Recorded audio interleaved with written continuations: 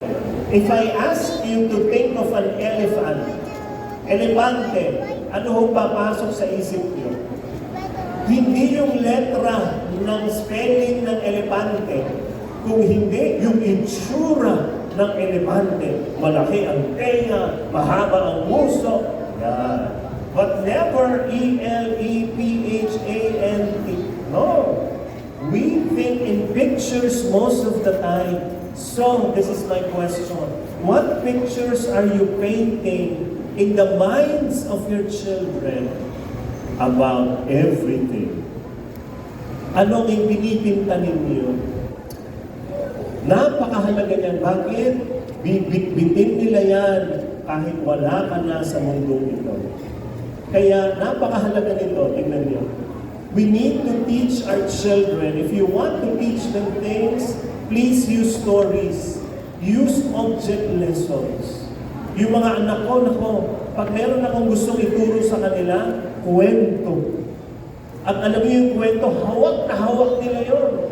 Hindi nila makalimutan kasi after many years, ibabalik nila sa akin yung kwento na may lesson. Kaya mag-ipon na kayo ng kwento.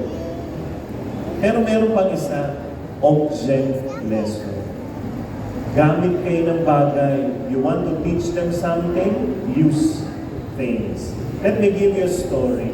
Nung bata pa ako, yung kuya ko, 5 years older than me, dalawa lang kami magkapatid. And my brother is 5 times bigger than me. Mataba, malaki. Tapos kaming magkapatid, nako, magkapatid na kami. Away pa rin kami ng away. Yung nanay ko, walang ginawa araw-araw kundi sabihin ng mga salitang ito, kayong dalawa, gano'n, magkasundo kayo, away kayo ng away. Kayong dalawa, hindi nyo ba alam, naiisa lang kayo. So lalo kaming nalito. Ha? Dalawa kami, pero isa kami. Hindi namin maintindihan. Lahat ng sabihin ni Mama, pasok dito, labas dito. Away kami ng away. Isang araw, dumating si Mama, may dalang cake. Johnny's cake. Naalala niyo ba ang Johnny's cake? Tagal na yun. No? Johnny's cake. Nako, nung pagpasok ni Mama sa bahay, nagsisimuhan kami ng kuya ko.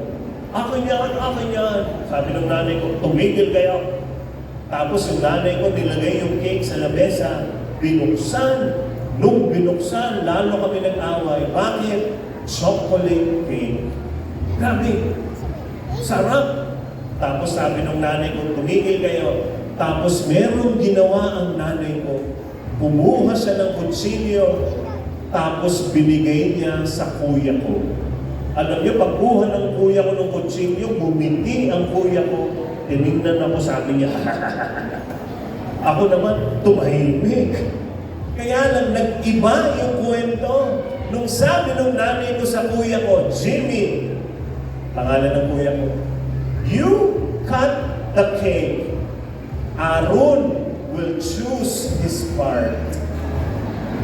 Bigla ako, siya ang hihiwa, ako pipili. O sige, hiwakin ko ng hindi pantay.